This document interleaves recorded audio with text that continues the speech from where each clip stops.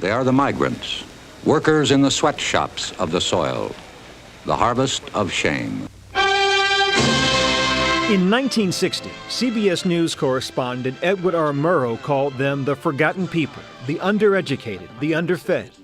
With raw and striking images, Murrow's documentary exposed the poverty and deplorable working conditions endured by America's 2 to 3 million migrant farm workers.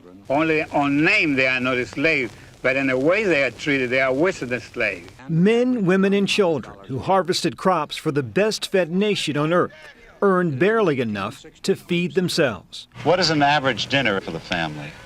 Well, you mean what do we have in? Yes. I cook a pot of beans and fry some potatoes. From the tomato, bean, and sugarcane fields of Florida, working steadily north to the apple orchards of New York, life was an endless road trip. In housing, crowded, dilapidated, often filthy, but all a worker could afford on an average yearly income of $900. That's about $6,700 today. Today, 50 years later, migrant work is still backbreaking. Here in Immokalee, Florida, the tomato capital of the country, harvest season is just beginning. While the work's the same, wages have improved. That's if the work can be found. In this tiny trailer he shares with his wife and 5 children, 62-year-old Juan Lopez gets up before dawn, hoping to find work as a tomato picker. How much money do you make in a year, most years? Last year, in 2009, I earned $7,800 for the entire year. $7,800. Es aquí. For a few months, this rented trailer is home. 6, sometimes 7 days a week, he competes with younger men and women for a limited number of jobs.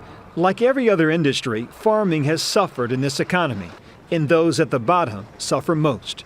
On this day, Lopez is hired to work on a tomato farm more than 2 hours away.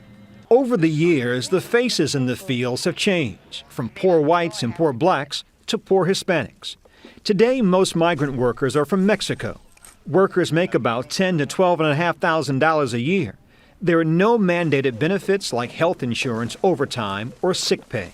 In extreme cases, some farm workers have been held against their will, forced to work for little or no pay, modern-day slaves. Women routinely endure sexual harassment. Since 1997, 7 slavery operations have been prosecuted in Florida. More than 1,000 workers have been freed. Most migrants are hard-working people like Claudia Vasquez, a mother of 4. This year's Vasquez has already picked Michigan blueberries, Georgia tomatoes, and now it's Florida grape tomatoes. On top of her $7.25 an hour minimum wage, she'll earn 60 cents for each 32-pound bucket she fills. Not a lot of money, just about enough to eat. But we don't have any money to save. But soon that may change. Under an agreement between Florida tomato growers and the CIW, an advocacy group for field workers, working conditions will improve to include shade in the fields, a strict code of conduct, and perhaps most importantly, increased wages. 9 national food giants, including Whole Foods and McDonald's, have agreed to pay an additional penny for each pound of tomatoes picked.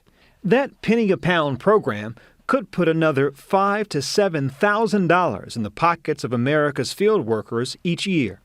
John Esform's family owns Pacific Tomato Growers, the first grower to sign on to the new agreement. Our effort was really about making it a public conversation because it's intolerable that anybody behave inappropriately within agriculture. We know that the industry is changing. We know that it doesn't have to be a harvest of shame anymore. It can be a harvest of hope. Hope for a better tomorrow. What will you and your family do for Thanksgiving? Si alcanzaremos. If we have enough, we'll try to buy a turkey, and we'll share that.